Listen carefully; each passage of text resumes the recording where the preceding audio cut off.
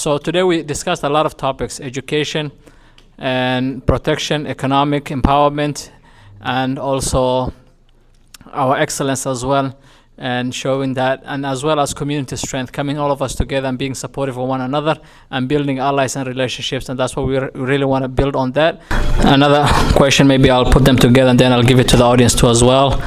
As we know, the rhetoric of now our own president calling some of our community member garbage, that can be really hurting many of our students and mentally and emotionally as well. And there's an incident already we're hearing at the Rochester Public School as well that has happened to a student. So how does the schools respond into this incidents, and how can we be supportive in that capacity, educating our students as well, to be a welcoming environment for every student to feel safe, not to be called no one is garbage, no human is garbage, but not to be called any of those names at all, basically. And how do we do that, and what are in places? And I'll start with Amy, and then maybe you can go down that way. Thank you. Thank you. We, of course, would not believe that statement or repeat that statement as, the adults in the system. Sometimes our children do things that we would like them not to do. They repeat things they've heard and they think it's okay to say. We absolutely believe in the value of each individual student, each family. We would approach one student calling another student something like that as, misbehavior, as behavior to be addressed. If it's a one-time, first-time thing, it would involve helping the student understand how harmful that is. If it repeats or continues, it would become a higher level behavior issue. Certainly parents would be contacted for correcting that. Unfortunately, we don't always control what every household believes is okay, but in school we teach about what is appropriate behavior at school. And so if you are running into situations like that, please don't hesitate to contact teachers, principals. If you're not getting the response that you think should be happening, then you contact the people at the central office and keep going up the line, because it's not okay for our students to call each other those names and repeat that kind of awful comments about each other. So I don't know if that quite got to your answer. Yes. What about if it is a management, a teacher, or somebody who works for us? If it's someone who works for us, that's extremely, higher level serious. Yes, you could, if it's a teacher or an assistant that is in a building, you can go to the principal first. If it's somebody higher up, you can go to the central office or the superintendent. You can really report it at any of those levels, but the closer it is to where that person works, that person is their supervisor and would start the work. But we have behavior consequences for adults too, just like you might in other organizations. So absolutely report that. And human resources is one place you could take a complaint if you feel like you're not being heard by someone else in a leadership role. Absolutely. And our superintendent would absolutely take that seriously as well.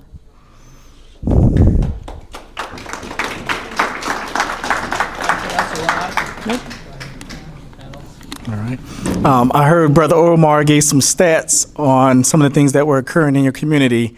Being a part of the African American community, if we were to judge a whole group based on just the actions of a few, that would apply to any community out there. So we should never do that. Calling people names, trying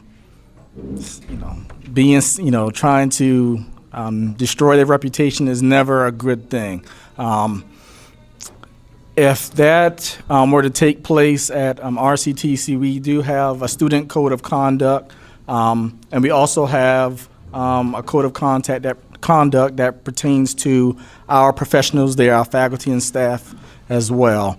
I know we are required to do trainings that are based on biased incidents. We do trainings on being having a more inclusive workplace as well that contains information that is vital to working with people from various backgrounds and cultures.